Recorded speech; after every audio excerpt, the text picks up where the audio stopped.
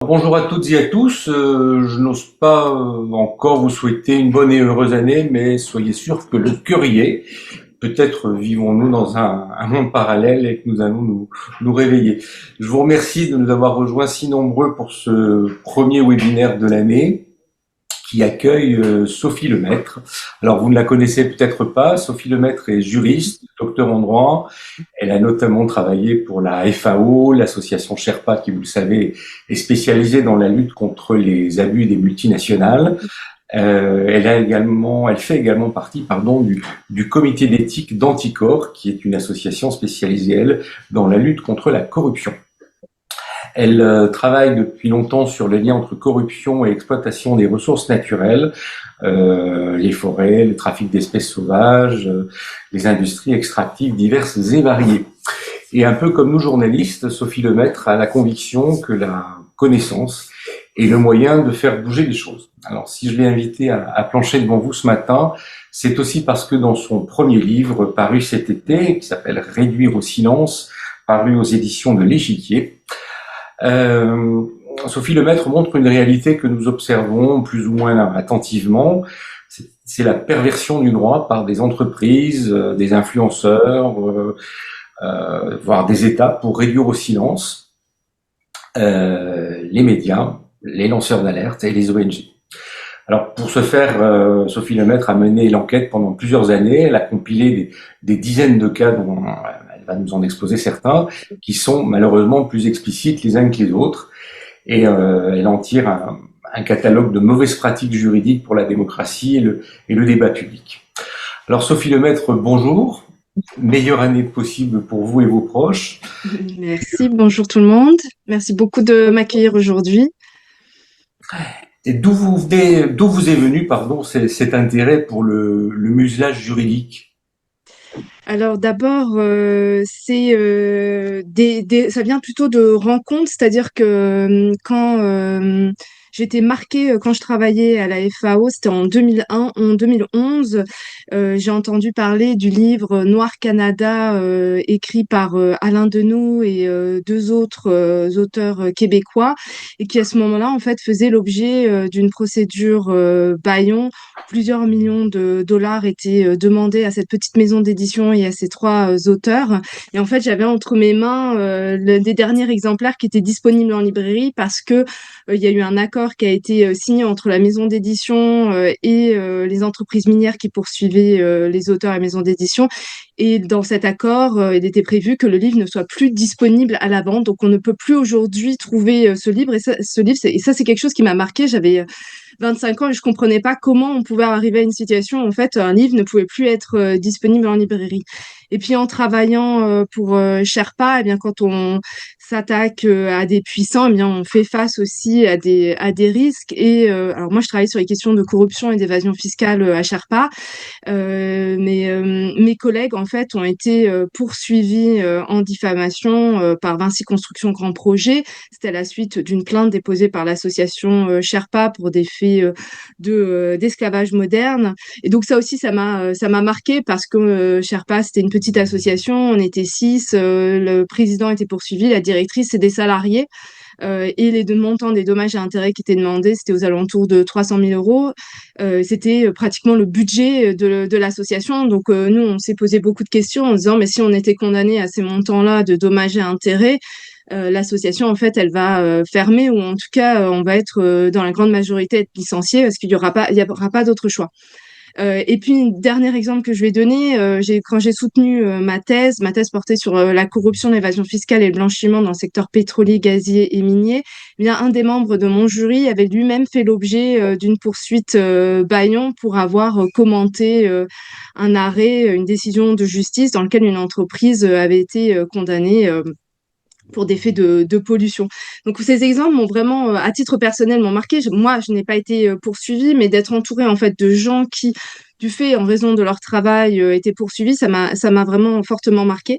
Et puis quand on travaille sur les questions de corruption, moi je travaille beaucoup à l'international. En fait, j'ai aussi rencontré énormément de gens qui faisaient l'objet d'attaques diverses et variées, que ce soit des menaces, du cyberharcèlement, mais aussi différentes attaques juridiques. Et en fait, au fil des années, je me suis rendu compte que ces attaques juridiques, elles devenaient de plus en plus fréquentes. Et du coup, je me suis penchée sur ce sujet-là et j'ai voulu documenter parce que je me suis aussi aperçue que le grand public n'avait pas connaissance en fait de la manière dont le droit pouvait devenir un outil d'intimidation et de répression. Et donc, quand j'ai commencé mes recherches, j'avais beaucoup d'exemples au niveau européen et au niveau international, mais je ne m'attendais pas en fait à ce que la France prenne autant de place dans le livre. Donc, quand j'ai commencé, j'ai commencé, c'était en 2021, 2022. Pendant 2 ans, j'ai collecté énormément d'informations et puis j'ai écrit en 2024.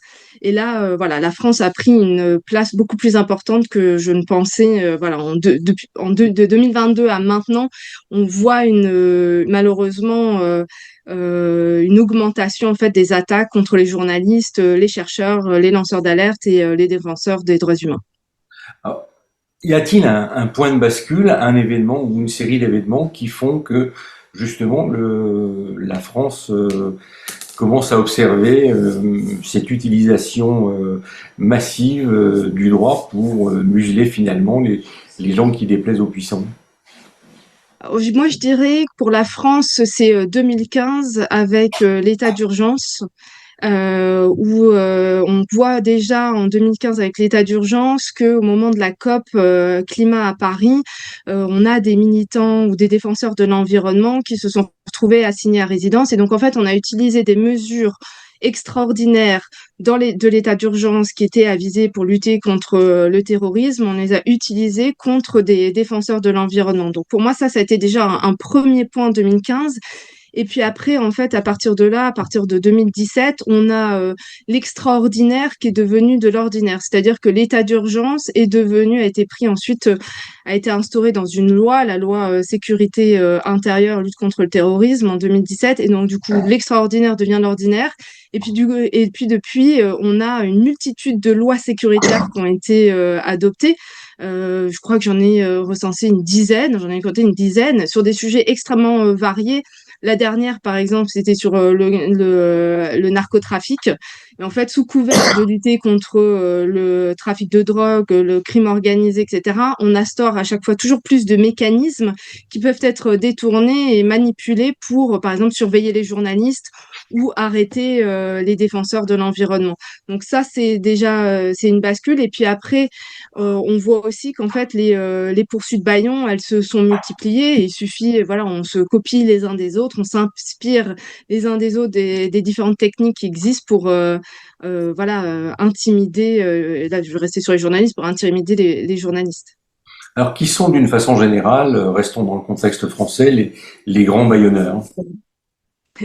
Alors, on n'a pas de chiffres pour la France, donc je peux vous donner que des chiffres au niveau européen. La France ne fait pas exception. C'est la coalition européenne contre les poursuites bâillons qui a établi ces chiffres. Les derniers datent de 2023.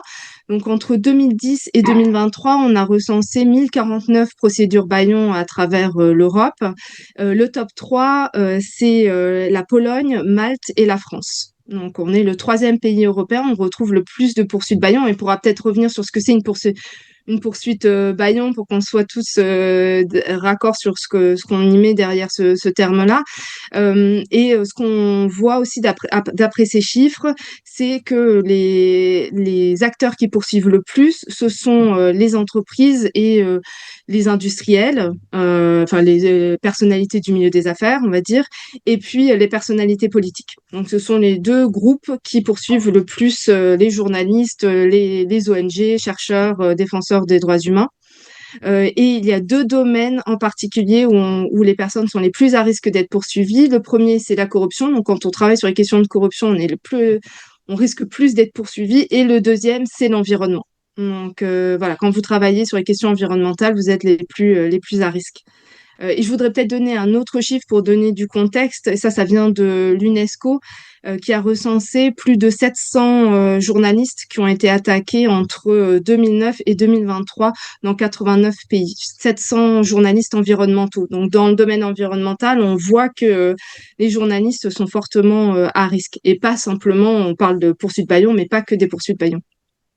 Bah d'ailleurs, la bonne nouvelle du jour, c'est qu'hier, je crois, le tribunal de grande instance, j'imagine, de Lyon a débouté la famille Aulas d'une poursuite bâillon qu'elle avait intentée contre nos confrères de rue 89 à Lyon. Euh, J'imagine que la motivation des grands bâillonneurs, c'est d'empêcher la diffusion de nouvelles qui les dérangent. Est-ce qu'il peut y en avoir d'autres? Euh, oui, en fait, l'objectif, ce qu'il faut voir avec les procédures Bayon, l'objectif, c'est pas de gagner le procès. Donc, c'est pas l'objectif premier, c'est pas d'obtenir réparation. Ce qui est important de rappeler, c'est que c'est normal, toute personne doit pouvoir intenter une action en justice si elle sent que elle a été lésée ou que sa réputation a été atteinte, etc. Après, il faut faire une distinction entre les procédures qui sont légitimes et celles, en fait, qui ont un autre but et qui est d'intimider, de dissuader. Donc, je le disais, l'objectif, c'est pas de gagner le procès, c'est vraiment de faire peur, d'épuiser en fait l'autre financièrement, émotionnellement. Pourquoi financièrement? Parce que et dans le groupe, certains d'entre vous ont certainement l'organisation, peut-être même vous à titre personnel, vous avez été poursuivi. Ça a un coût assez important. Donc, selon le type de procédure, selon si vous êtes poursuivi par exemple en diffamation, en dénigrement ou pour violation du secret des affaires ou encore d'autres qualifications, il y en a tout un paquet qui est à la disposition des personnes qui souhaitent poursuivre, eh bien le coût de la procédure ne va pas être le même. Donc on sait que ça peut aller de 3 000 euros à 15 000, 30 000 euros pour une procédure. Reflet.info disait notamment qu'ils avaient dépensé plus de 30 000 euros en frais de justice suite à la plainte qui avait été lancée par Altis. Donc voilà, c'est des montants qui sont importants. Donc l'objectif, on vous épuise financièrement avec le risque que votre média, si c'est un petit média, avec le risque qu'il ferme, voilà, qu'il ne puisse pas faire face aux frais de justice. Et puis c'est aussi de vous épuiser émotionnellement parce que en fait pendant ce temps-là, pendant toute la durée de la procédure, qui peut être extrêmement longue, parce que peut-être qu'en face la personne, elle va demander des reports, elle va faire appel, elle va aller en cassation. Donc voilà, tout ça, ça dure extrêmement longtemps. Il y en a pour plusieurs années. Mais pendant ce temps-là, en fait, vous êtes obligé de vous défendre au lieu de travailler, d'enquêter, de faire ce pourquoi vous faites votre métier. Ben, vous êtes obligé de passer des milliers d'heures à préparer votre défense, à documenter, à justifier que vous avez fait un travail factuel, sérieux, etc., etc. Donc, c'est vraiment ces deux dimensions-là. Puis après, il y a aussi un point de vue réputationnel, c'est-à-dire que pour la personne qui poursuit en justice, eh bien, elle va dire dans la presse, partout, s'expliquer sur les réseaux sociaux, dire que voilà, elle poursuit tel journaliste, tel média, et donc ça va instiller aussi le doute dans l'esprit du public. Donc pour la personne qui poursuit, si c'est une entreprise ou un industriel, bah, ça permet de se justifier peut-être par rapport à ses clients, voilà, dire qu'elle fait quelque chose, qu'elle contre-attaque par rapport à un travail d'un journaliste, mais aussi au niveau du public, ben, on va peut-être s'interroger parce qu'entre le moment où la personne aura communiqué, dit, moi je poursuis en diffamation tel média, et le moment où le journaliste va être relaxé, il se sera peut-être passé 5 ans et le lecteur ou le public aura entendu que le média est poursuivi en diffamation, mais il ne entendra peut-être pas que le média a été relaxé. Et donc voilà, il y a aussi ce côté défiance qui va s'installer.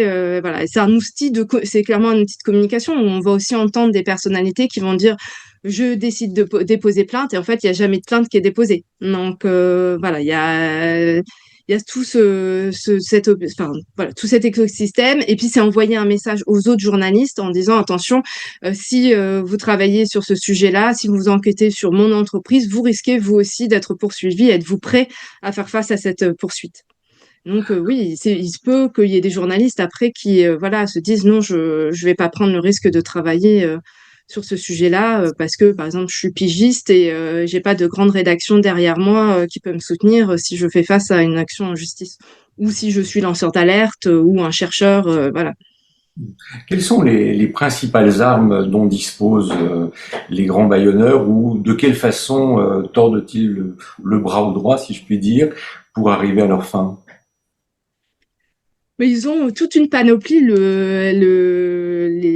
a ils ont toute une panoplie à leur disposition. La poursuite en diffamation, c'est vraiment la poursuite bâillon classique pour pas mal de raisons. D'abord, dans 160 pays à travers le monde, la diffamation est un délit pénal. Donc, vous risquez soit une peine de prison, soit une peine d'amende, voire les deux. Donc, c'est un effet assez dissuasif.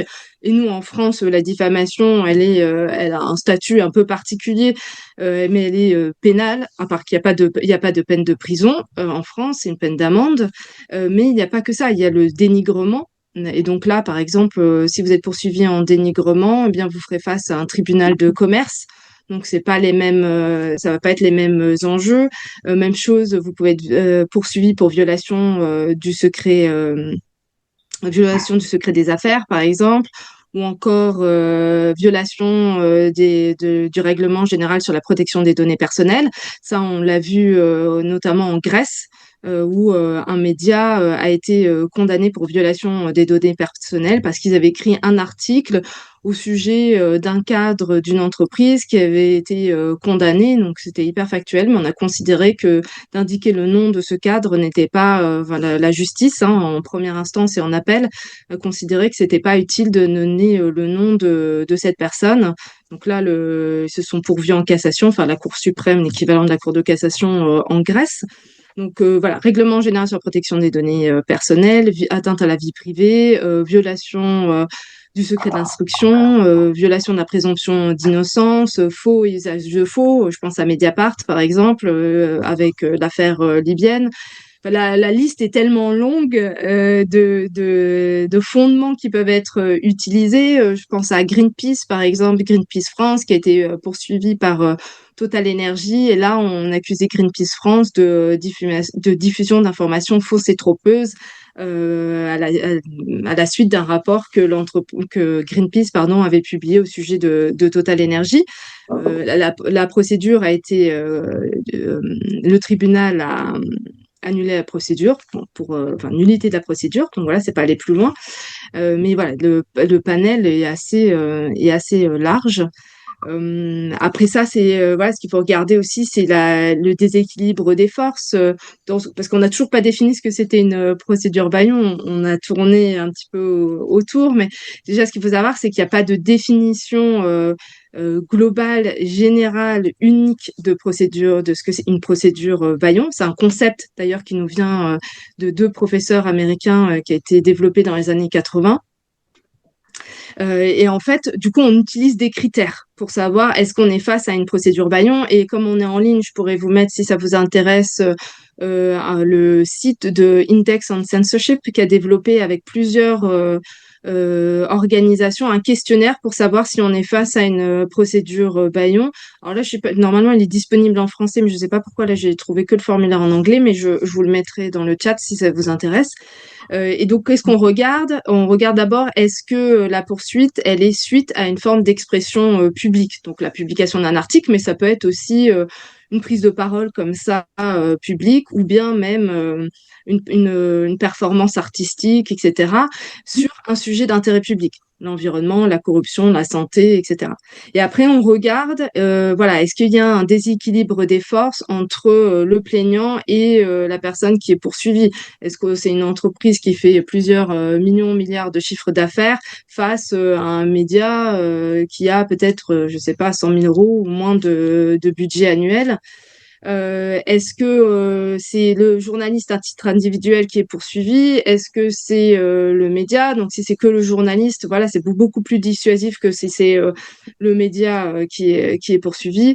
On regarde aussi est-ce qu'il y a des manœuvres procédurales qui sont utilisées pour des demandes de report? Est-ce que le plaignant il va se retirer la veille ou le jour même du procès. Donc voilà, on voit bien aussi à nouveau, comme je disais tout à l'heure, l'objectif c'est pas de gagner, c'est vraiment de dissuader, d'épuiser financièrement, émotionnellement.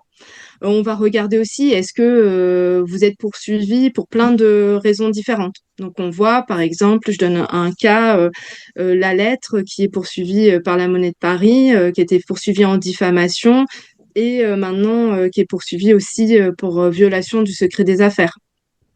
Mais il y a d'autres cas. Je crois le Poulpe avait été poursuivi d'abord en diffamation et après il y a eu une autre procédure. Donc on va regarder en fait s'il y a une multiplication des procédures.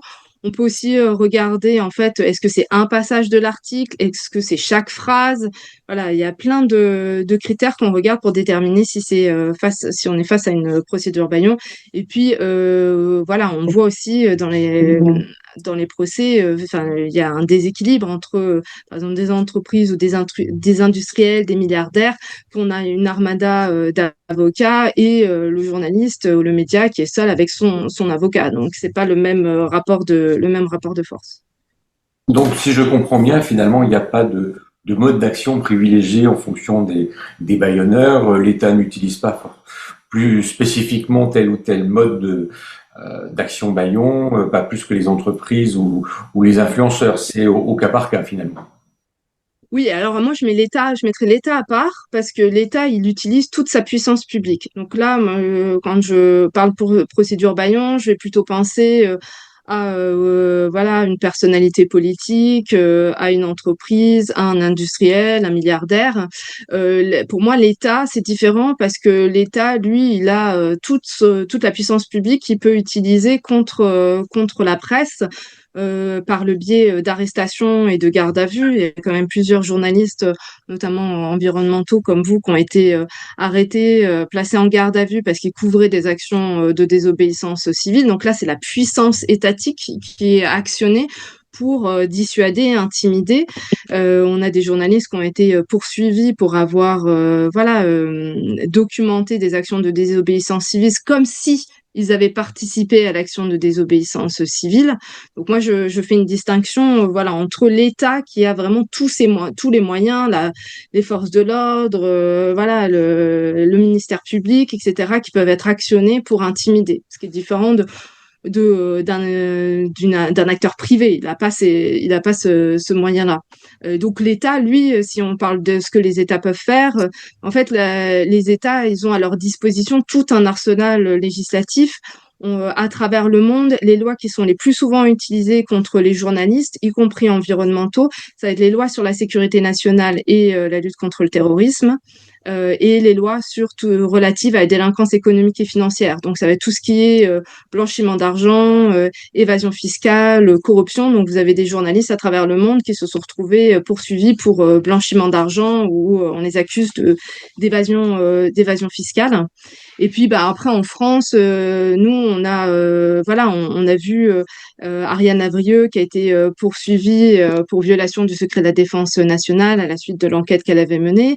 Mais on a vu aussi des moyens d'antiterrorisme qui ont été utilisés contre des journalistes, parce que je me suis noté le nom, notamment le journaliste Johann Jagerstuhl, qui a été mis en examen pour dégradation en bande organisée, association de malfaiteurs et destruction d'engins de chantier. Et lui, il avait été placé en garde à vue pendant 80 heures. C'était la police antiterroriste qui est venue chez lui, qui a perquisitionné son domicile. Et puis, il a appris qu'en fait, il y avait une balise GPS sous son véhicule. Enfin, voilà, il y a des moyens disproportionnés qui sont utilisés. Et il y a une autre en France, il y a autre chose qui peut être utilisé contre la presse, et notamment, je pense aux radios associatives. C'est le contrat d'engagement républicain qui a été prévu par la loi séparatisme en 2021. Et donc, quand on est une organisation qui souhaite en fait obtenir des subventions publiques, eh bien, il faut s'engager à respecter ce contrat d'engagement républicain. Et on voit que il est utilisé, instrumentalisé en fait pour supprimer les subventions, notamment à des radios associatives ou voilà des télés associatives. Je pense à Canal Tisef par exemple en Bretagne ou Télé Mille Vaches du côté du plateau. Euh, j'ai un trou, 1000 vaches, voilà, Et mille vaches. tout simplement. Dernière question avant d'ouvrir la séance de questions-réponses. Est-ce que nous, journalistes, avons des moyens à notre disposition pour nous protéger de ces procédures ou en tout cas en limiter les effets?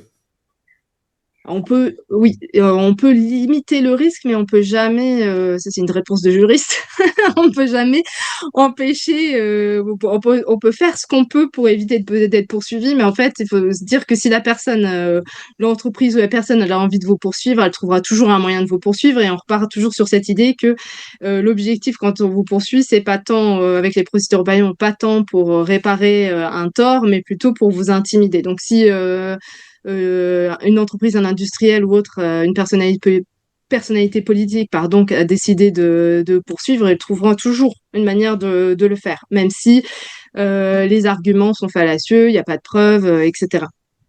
Après, bah, c'est le travail que vous faites déjà. C'est de documenter, de vous baser sur des faits, d'être dans la nuance, dans les propos. Utiliser le conditionnel, ça ne suffit pas, mais ça permet de, voilà, ça fait partie des choses que l'on peut faire. Mais c'est vraiment de sourcer. Et puis ensuite, de contradictoire. Enfin, c'est le travail de journaliste que vous faites. Donc, on peut faire beaucoup de choses en amont, mais on va pas pouvoir empêcher enfin, si la personne a décidé de vous poursuivre, elle vous poursuivra.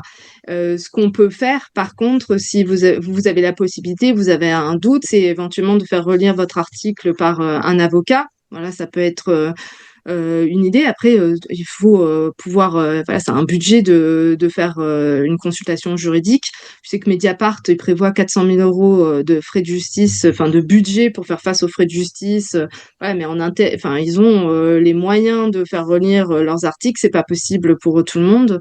Et puis après, je pense que c'est important de se préparer au cas où il y aurait une poursuite. Donc, avoir en tête qui est-ce qu'on va contacter, est-ce qu'on a déjà le nom d'un avocat, quels sont les réseaux en fait qui peuvent nous accompagner. Voilà, il y a bah maintenant il y a avec le Fonds pour une presse libre, il y a le fonds Riposte. Donc, le fonds Riposte accompagne déjà 4 médias qui font l'objet de procédures Bayon. Donc, ouais, si vous êtes attaqué, vous pouvez faire appel au fonds Riposte pour avoir un accompagnement financier, juridique. Comme Splan l'a fait, les campagnes de crowdfunding, ça aide. Et moi, j'ai été bluffée. Voilà, comment Splan a pu récolter 60 000 euros pour faire face à la procédure en diffamation qui finalement a été annulée. Mais je dis voilà, les citoyens sont là aussi pour, ça c'est important, d'en parler en fait. C'est ce qu'on peut faire en amont et ce qu'on peut faire après en cas de poursuite. C'est en parler, faire répertorier sa plainte et la poursuite. Donc contacter par exemple l'Observatoire français des atteintes à la liberté de la presse, l'OFALP, pour que la plainte elle soit recensée. Il y a énormément de réseaux qui existent pour accompagner juridiquement, financièrement, moralement les journalistes et les médias qui font l'objet d'attaques. Et dans le livre, c'est important parce que voilà, là, on parle beaucoup des journalistes, mais dans le livre, je raconte aussi comment les associations sont ciblées, comment les avocats aussi qui défendent les journalistes ou les défenseurs de l'environnement sont attaqués, et comment les magistrats, notamment ceux qui travaillent sur la corruption, sont visés. Et comme c'est enfin, voilà, je dresse un portrait assez très sombre de la situation. À la fin, j'ai écrit des boîtes à outils, en fait, pour que voilà, on sache vers qui se tourner si on fait l'objet d'une attaque. Quelques conseils aussi. Pour essayer de limiter le risque, mais voilà, le risque zéro, voilà, je peux pas vous dire que on vous poursuivra jamais, c'est pas possible. Dans cette idée, voilà, qu'on ne soit pas seul. Le but, c'est de pas être seul quand on est face à cette poursuite et vraiment d'en parler si ça arrive. Alors, on débute maintenant la séance de questions-réponses, peut-être par une interrogation de Géraldine Maignan. Est-ce que vous voulez Oui, oui, oui. raconter vous-même? Est-ce que vous pourriez déjà vous dites que vous avez été souvent attaqué en diffamation, est-ce que vous pouvez nous raconter un petit peu sur quel sujet ça portait et comment ça s'est passé pour vous? Alors du coup, oui, bonjour à tous. Moi, j'ai été attaquée en diffamation à 2 reprises. Une fois donc à la Tribune à l'époque c'était la Tribune de l'Expansion, et ensuite au magazine L'Expansion. Entre autres, j'avais eu une attaque en diffamation de Ségolène Royal. Une autre fois, c'était un animateur de télévision, je sais plus. Donc là, c'était plus atteinte à sa vie privée. Et Ségolène Royal, j'avais raconté un peu des manœuvres qu'elle avait eues quand elle était à la région. Donc le propos, quoi, le sens de ma question, c'était de dire que moi, en tant que journaliste dans une rédaction, je me sentais protégée, puisque à chaque fois, donc c'est le directeur de la publication qui allait même au procès pour représenter le journal. Donc effectivement, comme je disais, donc j'ai gagné à chaque fois. Mais maintenant que je suis indépendante, ma question c'est qu'en est-il donc des journalistes indépendants? Donc s'il y a une attaque en diffamation, est-ce que une organisation, une entreprise, elle peut attaquer uniquement individuellement le journaliste? Je pense pas, mais je pose la question quand même. Si, tu nous Est-ce as que dit quand tout ils à l'heure. attaquent conjointement, que risque le journaliste indépendant? Et j'ai la même question pour l'édition, c'est-à-dire entre un auteur et un éditeur. Merci beaucoup. Oui, en fait, vous pouvez être attaqué à titre individuel. Enfin, c'est le tout comme il pourrait attaquer. Tout dépend comment vous publiez. Si vous avez par exemple un blog, j'en sais rien, que vous publiez sur votre espace à vous, si vous publiez votre enquête, votre article est lié à un média, probablement vous serez vous poursuivi ainsi que le média pour lequel vous avez publié cet article. Donc ça arrive. Ce que vous risquez, en droit français, si c'est de la diffamation, vous risquez une peine d'amende de 12 000 euros. Et après, on n'a pas parlé des dommages et intérêts. En fait, tout dépend de ce que la partie demande comme dommages et intérêts. Casino, par exemple, quand ils avaient poursuivi la lettre en diffamation, ils avaient demandé autour de 13 millions d'euros de dommages et intérêts. Euh, voilà, quand Bloom est actuellement, l'association Bloom est actuellement poursuivie en dénigrement par plusieurs comités départementaux et régionaux des pêches. Et là, ils demandent 600 000 euros de dommages et intérêts. Donc, il y a la peine en elle-même. Si vous étiez condamné, vous risquez jusqu'à 12 000 euros voilà, dans la peine. Et puis, pour la diffamation, hein, donc voilà, je parle que de la diffamation. Et puis après, il y a les dommages et intérêts. Après, en droit français, on n'est pas, enfin, je n'ai pas connaissance de journaliste qui ait été condamné à 12 000 euros d'amende. On n'a pas de, j'ai pas de stats à vous donner sur les relax, etc. Et après, pour l'édition, si vous écrivez un livre et l'éditeur, en fait, ça c'est à négocier avec votre éditeur. Moi, pour être honnête, j'ai négocié ça avec Rue de l'Échiquier parce que je me suis dit que c'était un risque. Enfin, il y a toujours des risques. Après, je suis juriste, donc moi, je vois des risques partout. Et pourtant, dans le livre, voilà, je ne fais que je raconte ce qui se passe. Je porte pas d'accusation contre une entreprise, un média, enfin un média, je sais pas, un milliardaire, etc. Mais voilà, moi j'ai négocié avec la maison d'édition pour que la maison d'édition m'accompagne si jamais j'étais poursuivie en lien avec le livre. Donc ça, c'est des choses que vous pouvez discuter avec l'éditeur. Ok, super. C'est Et hyper puis après, intéressant. Merci beaucoup, hein. et, oui, et puis après, toujours, l'idée, c'est soyez pas seuls. Donc, il y a quand même, j'ai pas parlé du rôle des syndicats, mais le syndicat national des journalistes accompagne énormément les journalistes et les médias qui sont poursuivis pendant les procès, avec des communiqués, avec de l'aide juridique, technique. Enfin, il y a vraiment un écosystème important qui existe pour soutenir les journalistes. Et voilà, je vais repenser à Ariane Avrieux. Elle était pigiste au moment avec Disclose au moment où elle a été poursuivie. Voilà, Disclose a appris, l'a accompagnée, etc. Voilà, donc on peut espérer que si vous étiez, je vous le souhaite pas, poursuivi, que le média pour lequel vous avez fait l'enquête sera à vos côtés pour vous accompagner. En tout cas, vous aurez aussi le fonds riposte. Enfin voilà, il y a plein de choses. Vous ne serez pas seul. Et c'est ça le plus Ok. important, c'est de pas être seul. Merci beaucoup. Et il y a des avocats qui commencent à se spécialiser dans ce genre de contentieux aussi. Est-ce que, Sophie Lemaître, vous avez vu évoluer la jurisprudence sur certains types de contentieux, justement, que nous évoquions, pardon? Bah, pour l'instant, en diffamation, ça reste, voilà, on a vu rue 89. Enfin, la diffamation, c'est vraiment très technique parce qu'il y a beaucoup de procès où en fait, ça va s'arrêter pour des questions de procédure parce que c'est très technique. Donc en fait, la stratégie pour pas aller jusqu'au bout, c'est de trouver un petit peu où est-ce qu'on peut, où est-ce qu'il y aurait des nullités.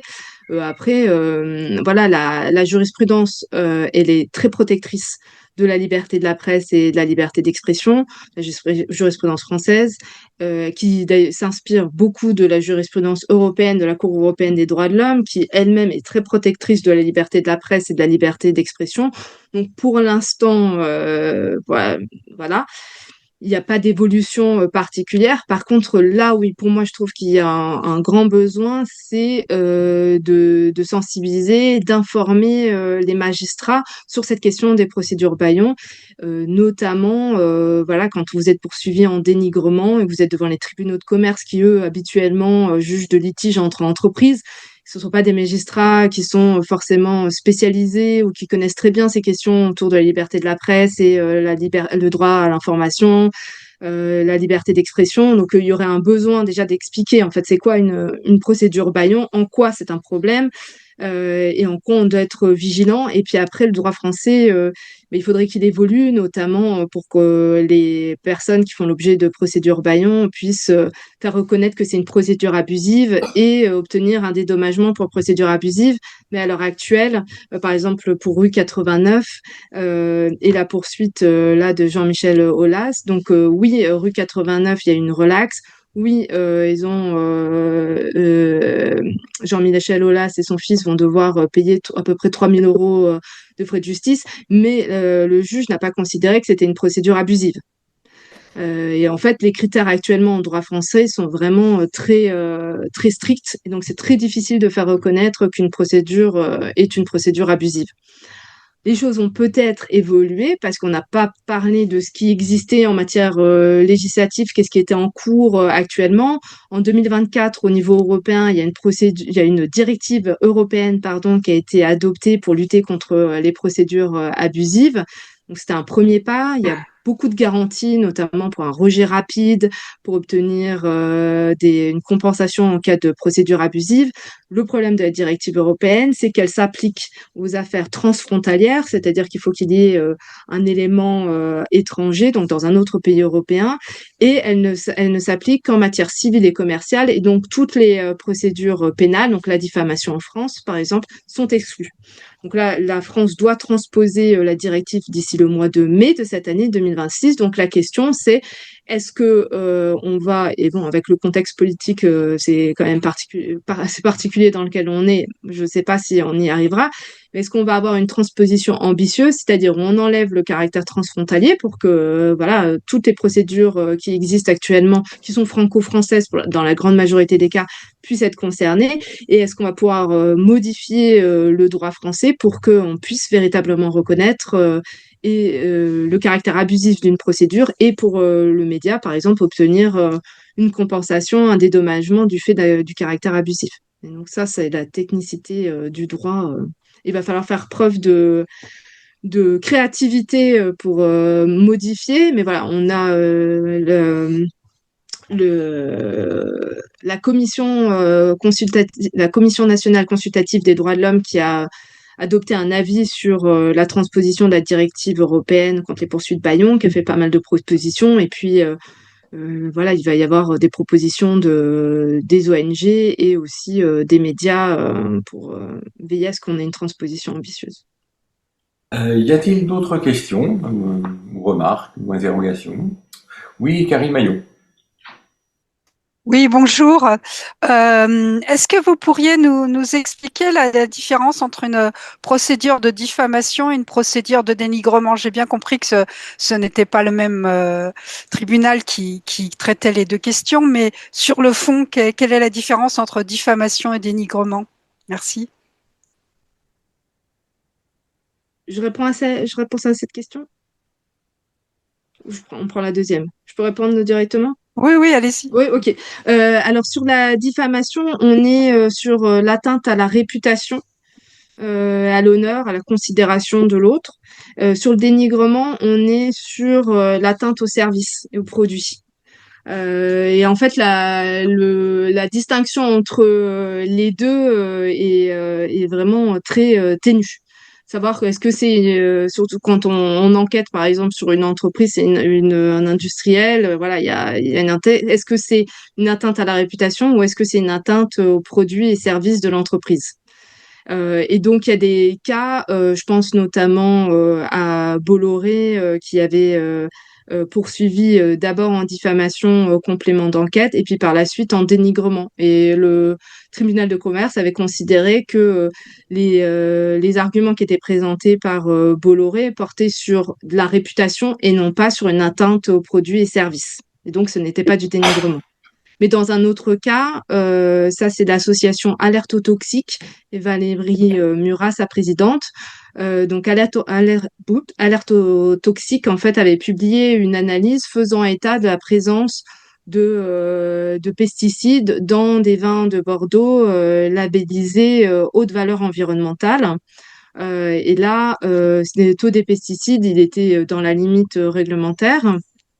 Donc, Valérie Murat et Alerte aux toxiques ont été poursuivis en dénigrement par le Conseil interprofessionnel des vins de Bordeaux et 25 autres plaignants. C'était des châteaux, des domaines, des groupements, etc. Donc voilà, la petite association face à 26 plaignants pour quand on parle de déséquilibre des forces, là on y était, donc en dénigrement. Et là, les avocats de Valérie Murat et d'Alerte aux toxiques arguaient que en fait c'était une poursuite, ça devait être une poursuite en diffamation, une atteinte à la réputation et non pas en dénigrement voilà, on dénigrait pas particulièrement les vins de Bordeaux. Et le tribunal de commerce, lui, a considéré que ce n'était pas de la diffamation, c'était bien du dénigrement des vins de Bordeaux. Et elle a été condamnée parce que le tribunal a estimé qu'elle n'avait pas fait preuve de mesure dans l'expression de ses propos, notamment dans ses communiqués de presse et sur les réseaux sociaux, voilà, qu'elle avait utilisé des tournures de phrases qui, voilà, peut-être que, voilà, dans la manière de s'exprimer, le tribunal a considéré que même si le sujet était d'un intérêt public, elle n'avait pas fait preuve de mesure. Vous voyez, enfin, c'est vraiment très ténu. Là, Bloom qui est poursuivi en dénigrement par différents comités de pêche à la suite de communiqués de presse et d'une enquête de l'association Bloom sur les pratiques de pêche.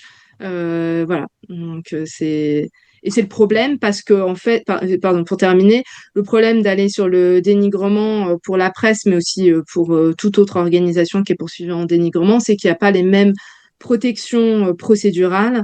Voilà, la diffamation, c'est dans les 3 mois. La poursuite, on doit déposer plainte dans les 3 mois. Alors que pour le dénigrement, comme on est sur l'article 1240 du Code civil, on est, si je me trompe pas, j'espère que je ne vais pas vous dire de bêtises, on est plutôt sur 5 ans. Donc on n'est pas du tout sur les mêmes délais, on n'a pas les mêmes protections. Donc voilà,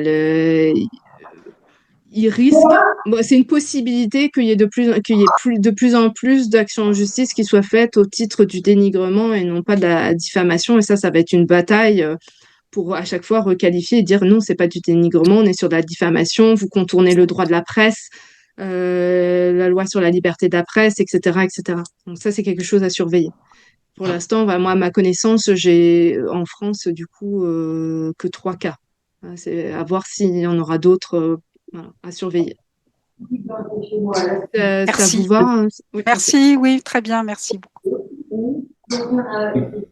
Odile Meuvray, pouvez-vous couper votre micro, s'il vous plaît?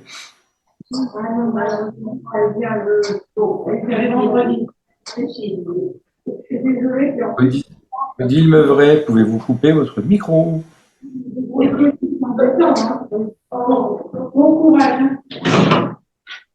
Merci. Bon. Une question de Pierre Delbove. Oui, bonjour. Votre proposition, vous m'entendez ou pas? Allô? Relativement oui. bien. Bon, je continue, parce que je ne me vois pas à l'écran. Est-ce que vous envisagez, pour les procédures que vous avez décrites, qui concernaient la différence entre procédures abusives et procédures, on va dire, qui sont dirigées par le souci de donner des éclairages, des informations, à qui veut bien les entendre? Est-ce que vous envisagez déjà de solliciter des structures qui existent en France, des institutions, ou est-ce que vous avez des idées de personnalités qui pourraient agir? Merci. Je suis pas sûre de bien comprendre la question. Mais écoutez, Qu'est-ce je que vous voulez? recommence en deux, trois Qu'est-ce que vous... mots. Oui, pardon. Les procédures abusives, elles existent, elles posent beaucoup de problèmes. C'est ce que vous avez dit tout à l'heure. Oui, Comment les contrer? Quelles institutions solliciter et quelles sont les personnalités qui pourraient être utiles? Merci. d'accord.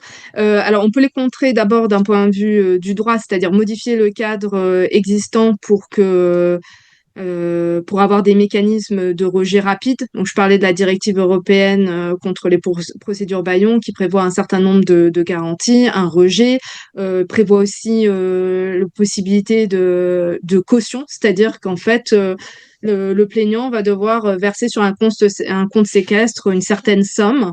Donc, ça permettra d'être assez dissuasif si le montant demandé est élevé. La possibilité du coup, que si considéré comme une procédure abusive, eh bien, il y ait des dédommagements qui soient versés aux médias. Si on reste toujours sur les questions de la presse. Donc là, le droit peut être amendé. Après, comme je disais, c'est pas possible d'empêcher. Heureusement qu'on peut, voilà, que tout justiciable puisse intenter une action en justice. Donc, ce qu'on peut faire, c'est limiter. Et après, en tant que média, c'est si vous êtes poursuivi, voilà, en France, on a, je le disais, le fonds Riposte. Donc, contactez Riposte, soumettez votre demande, faites appel au syndicat. Recensez auprès de l'OFALP. C'est aussi, il y a des organisations européennes, je pense par exemple aux médias Freedom Rapid Response qui recense les violations à travers l'Union européenne, les violations commises contre les journalistes. Et il y a la France qui est dedans. Et d'ailleurs, selon leurs données pour 2025, le top 3 des pays européens où on retrouve le plus de violations, c'est l'Allemagne, l'Italie et la France. Toujours, malheureusement, on est le pays où on trouve le plus de violations. Vous pouvez faire recenser aussi auprès de la plateforme européenne, j'oublie le nom, qui est financée notamment par le Conseil de l'Europe. Il y a une plateforme européenne qui recense les atteintes à la liberté de la presse à travers les pays du Conseil de l'Europe. Voilà. Après, ça va dépendre en fait qui vous êtes. Si vous êtes un média, voilà. Si vous êtes une personne, un lanceur d'alerte, moi je recommande de se rapprocher de la maison des lanceurs d'alerte, par exemple, du défenseur des droits. Si vous êtes un chercheur et que vous êtes rattaché à une université, eh bien demandez à actionner la protection fonctionnelle. Selon le statut, en fait, selon la situation, il y a des organisations vers lesquelles on peut se tourner pour être accompagné. D'accord. C'est ça. Voilà. Merci pour tous ces éclairages. Avec plaisir. Je vous mets déjà, j'ai oublié que je voulais vous mettre le formulaire dans le chat. Je vais le faire tout de suite. Une question de Christian Guyard.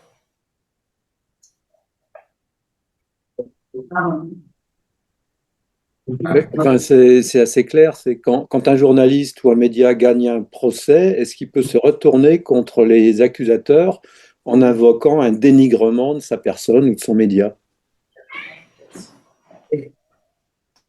Est-ce qu'il peut lui-même intenter une autre procédure en justice du type c'est de la diffamation, c'est du dénigrement, c'est ça que vous voulez dire? Oui, oui. Oui, enfin potentiellement. Après, c'est des frais de justice, c'est des frais d'avocat.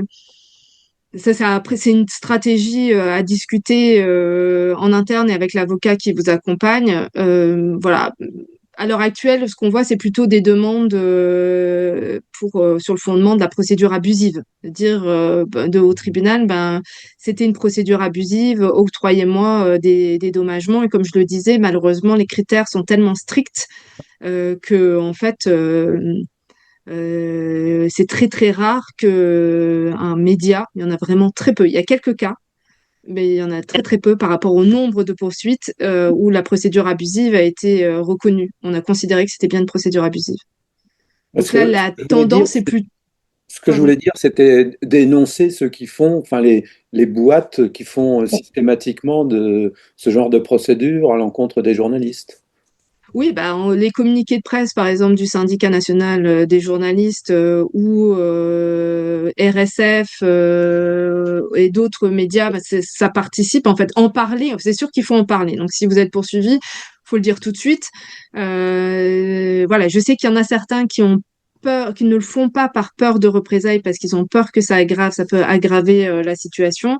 Donc, à nouveau, c'est à voir au cas par cas, c'est quoi la meilleure stratégie, mais en parler susciter en fait le soutien du public, c'est vraiment important. Je pense que et je reprends ce plan parce que voilà, en quelques semaines, lever 60 000 euros pour faire face à une procédure en diffamation, voilà, on voit bien qu'il y a un soutien en fait. Même si je reprends juste Fonds pour une presse libre, quand le Fonds pour une presse libre a fait sa levée de fonds en octobre, et qu'ils ont indiqué qu'ils voulaient lancer le fonds Riposte, ils ont levé 100 000 euros, donc de citoyens, des gens qui ont fait des dons en moins d'une semaine. Donc on voit en fait qu'il y a quand même, voilà, les citoyens, il y a des gens qui sont engagés, qui sont contre ces procédures-là, qui ont envie d'agir. Donc c'est important d'en parler publiquement et de susciter en fait le soutien du public. Moi, c'est ce que voilà, à la fin du livre, je dis, parce que je donne quelques idées pour que, en refermant le livre, on puisse faire quelque chose en tant que lecteur. Voilà, on se dit, mon Dieu, je suis impuissant, qu'est-ce que je peux faire? Moi, je dis, une des choses qu'on peut faire, c'est que si vous entendez qu'un média est poursuivi, eh bien, relayez-le, dites-le autour de vous, en fait, parlez-en, qu'on soit de plus en plus nombreux à réaliser à quel point, en fait, maintenant, c'est un risque de faire son métier. On parlait des poursuites en justice, mais c'est pas que ça. Moi, je suis choquée qu'on ait des journalistes qui finissent en garde à vue parce qu'ils ont couvert une action de désobéissance civile ou parce que ils ont fait leur métier et qu'ils nous ont informés sur des armes françaises qui pourraient servir à tuer des civils. Enfin, voilà, et ça, c'est vraiment important d'en parler, de toujours rendre ça public. Et c'est la bataille des récits. Merci. Question un peu annexe. Pensez-vous que l'arrivée dans le paysage médiatique français de ce que l'on appelle vulgairement la bolosphère peut faire évoluer les rapports entre journalistes et société? Est-ce que vous pourriez répéter la fin? J'ai pas entendu qu'il y a eu un bruit. Oui, ma question était de savoir si vous pensez que l'arrivée de la bolosphère, l'empire médiatique de Vincent Bolloré dans le paysage médiatique français peut faire évoluer les relations entre journalistes et société et réciproquement. Oui, définitivement. En plus, là, au-delà du fait que le groupe contrôle des médias, ce qui est inquiétant, c'est cette concentration verticale et où en fait beaucoup de gens ne se rendent pas compte que le groupe possède les relais. Donc, voilà, je pense que la plupart des gens, quand ils sont à la gare, ils vont dans les relais acheter un magazine ou quoi, ne savent pas que ça appartient au groupe, ne savent pas que l'Olympia appartient au groupe Bolloré aussi, que voilà, il y a plusieurs maisons d'édition qui appartiennent au groupe. Et ce qu'on voit, c'est vraiment cette concentration verticale, ce qui va permettre de contrôler un récit ou en tout cas de faire passer un récit particulier en possédant de la publicité, les relais de la presse et de l'édition. Et donc là, on a voilà certaines idées qui vont dominer l'espace public et qu'on entend, ça fait chambre. Enfin voilà, on sait aussi qu'entre les médias du groupe ça fait une chambre d'écho, voilà, et ça circule. Certains journalistes travaillent pour les différents médias, donc ça a forcément un impact sur la vision de la société. Et ça, oui, ça, sur le long terme, c'est un problème. Après, à voir à quel point. Parce qu'ils sont extrêmement bruyants, mais combien de personnes, en fait, c'est aussi de voir combien de personnes écoutent ou regardent ou lisent ces médias-là et quel impact ça a dans la société. Mais c'est sûr qu'ils ont une force de frappe et ils mettent à l'agenda des sujets qui ne sont pas forcément en fait les sujets peut-être prioritaires pour les citoyens. Mais cette concentration verticale et horizontale, elle est très préoccupante. Et malheureusement, le droit actuellement n'est pas adapté en fait aux évolutions qu'on a vues. La loi sur les concentrations, elle date de 86. On est en 2026. C'était pas du tout adapté. On n'a pas anticipé le numérique, etc. à l'époque. Enfin, ouais, il y aurait des choses à faire. Et il y a une proposition de loi qui a été déposée en janvier. Il me semble que c'était en janvier ou en décembre, voilà, qui vise à retravailler, à réformer la loi sur les concentrations. Après, la concentration, c'est pas un sujet c'est pas ma spécialité. Il y a d'autres organisations comme RSF qui travaillent sur ces sujets-là et qui seraient plus à même d'apporter des réponses. Mais oui, moi, je trouve que le débat est déplacé. Voilà, entre la désinformation, les fausses informations, ça a forcément une influence. Il y a- Et juste sur le cas, en restant sur la corruption, la manière dont le verdict en première instance, la condamnation de Nicolas Sarkozy en première instance, comment ça a été couvert et le narratif et le récit et les conséquences aussi que ça a eu pour les magistrats qui ont été menacés de mort, qui ont dû être placés sous protection policière. Enfin, on voit l'impact concret en fait, voilà. Et c'est pareil pour des journalistes qui vont se retrouver menacés par la suite. Vous avez été embêté suite à la publication de votre livre? Pour le moment, non. Après, comme il peut se passer entre le moment où, je disais pour la diffamation, il y a 3 mois, mais entre le moment où la plainte est déposée et ensuite où vous le savez, il peut se passer un an. Je vous redirai ça dans un an, mais j'espère pas. Après, ça viendrait aussi, euh, voilà, enfin, rajouter, confirmer ce que je décris dans le livre. Mais pour l'instant, non. Y a-t-il d'autres questions ou clôturons-nous ou fermons-nous ce webinaire? Il y a une main levée, mais je sais pas si c'est Oui, la c'est même Pierre personne. Delbove. Qui revient en deuxième semaine ou c'était toujours la première? Non, c'est une question que je voudrais poser. Vous avez cité certains noms d'ONG qui sont actuellement en proie avec des gros problèmes, qui ont été accusés et qui sont traînés en justice par des syndicats, par exemple pour la pêche, je ne vais pas citer le nom de l'ONG.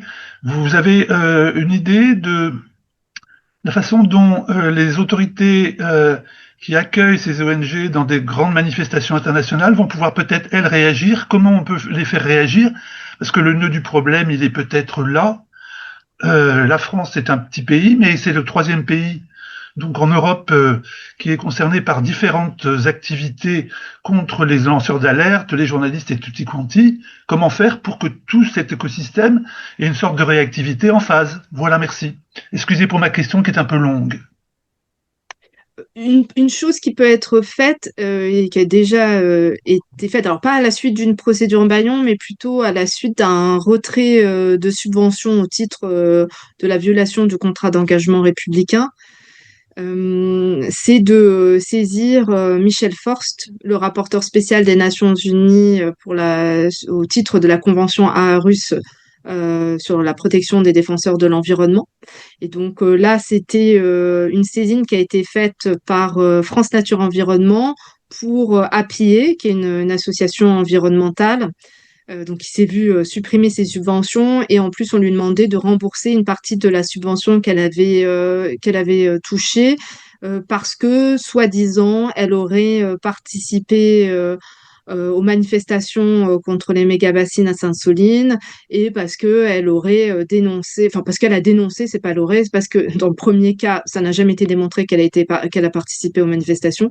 Dans le deuxième cas, elle avait pris position contre les violences policières, les violences des forces de l'ordre contre les manifestants. Donc on a considéré la région Nouvelle-Aquitaine a considéré que c'était une violation du contrat d'engagement républicain et donc elle a perdu ses subventions, mais aussi on lui a privé, elle a été interdite de siéger dans des comités consultatifs sur la gestion de l'eau. Donc, saisine qui a été faite auprès de Michel Forst et lui a étudié le dossier. Et puis, l'année dernière, en février 2025, il a en fait écrit, ou enfin premier semestre 2025, il a écrit une lettre aux autorités françaises en demandant des explications et en rappelant que le contrat d'engagement républicain, en fait, pouvait être une atteinte à la liberté d'association, instrumentalisé pour intimider, etc. Comme il n'a pas reçu de réponse, la lettre a été rendue publique et elle est accessible sur le site internet de Michel Forst. Il y a possiblement une autre saisine qui a été faite au sujet de la France. Après, donc voilà, les mécanismes qui existent au niveau international, c'est de saisir les différents rapporteurs des spéciaux des Nations Unies. Il y a la rapporteure spéciale sur les défenseurs des droits humains, par exemple, et lors du dernier Conseil des Nations Unies sur les droits humains, elle a interpellé la France en disant, voilà, à l'étranger, vous défendez l'exemplarité, la protection des défenseurs des droits humains, mais en interne, c'est tout le contraire. On voit les violences qui sont exercées contre les défenseurs de l'environnement. Donc voilà, des interpellations comme ça, elles existent déjà. On a des rapporteurs spéciaux des Nations Unies qui ont écrit des lettres à la France en réaction à la répression des manifestants, que ce soit pour les gilets jaunes, les retraites. Je suis pas sûre qu'il y ait eu pour les méga-bassines de Sainte-Soline. Donc, c'est une option. Ensuite, chaque année, la Commission européenne publie un rapport annuel sur l'état de droit au sein de l'Union européenne et il y a un rapport par pays. Et donc là, c'est possible d'envoyer soit d'être interviewé, soit d'envoyer des contributions à la Commission européenne, voilà, pour être entendu et faire recenser les atteintes. Et moi, quand j'ai lu le rapport pour l'année passée, enfin l'année 2024, il a été publié en juillet 2025. La Commission européenne est loin, enfin quand on lit ce qui est écrit, on est très loin de recenser encore la gravité. La Commission européenne n'a pas pris la mesure de la gravité de la situation en France. Donc on peut faire documenter au niveau de la Commission européenne aussi, enfin de l'Union européenne. Voilà, qu'est-ce qu'il existe d'autre comme mécanisme au niveau international? C'est à peu près ça, voilà, je pense, enfin, qui me viennent à l'esprit. Ouais. Merci. Isabelle Vaucanson demande d'où le questionnaire est-il transmis. Ah oui, en fait, je me suis rendu compte que quand je l'ai mis sur le chat, en fait, ce n'est que pour les hôtes et les panélistes. Donc moi, je peux pas vous envoyer directement le lien. Donc je sais pas si vous, organisateurs, vous avez la possibilité de l'envoyer aux participants. Sinon, je peux faire un petit email avec 3-4 liens d'organisation. Vous pouvez faire recenser, si vous êtes attaqué, vous pouvez faire recenser l'agression que vous subissez, que ce soit une agression verbale, physique, une mesure de censure ou une poursuite en justice. Oui, très bonne idée. Merci. Je peux faire ça, si vous voulez. Y a-t-il d'autres questions? Une fois, 2 fois, 3 fois. Mais alors, je crois qu'on va pouvoir clôturer ce webinaire. Merci à toutes et à tous. Merci Sophie Lemaître de nous avoir éclairé sur des sujets complexes mais importants. Si effectivement vous pouvez nous envoyer quelques références, des ressources auxquelles on peut souscrire en cas de problème, elles seront les bienvenues. Et puis à très bientôt, donc dans un an, pour voir si votre livre vous vaut des poursuites ou pas. Ce que je ne souhaite pas évidemment. Non, mais merci à vous pour toutes ces questions, pour votre temps. Déjà, achetez le livre ou offrez-le à quelqu'un. Voilà, c'est écrit vraiment à destination du merci. Puis on n'a pas dit, mais j'ai reçu le prix Renaud Van Runebeck qui a été remis par Transparency International France et en partenariat avec le Nouvel Obs pour mon livre. J'ai reçu en décembre. Voilà, l'idée c'était mon objectif avec le livre, c'est d'informer le plus possible les gens. Donc voilà, certes c'est du droit, mais j'ai fait voilà avec plein d'exemples et que ce soit accessible pour tout le monde. Donc voilà, si dans votre entourage il y a des sceptiques, offrez-leur mon livre ou mettez-le dans une boîte à livres pour que plus de gens prennent conscience de la situation actuelle et se mobilisent pour vous soutenir.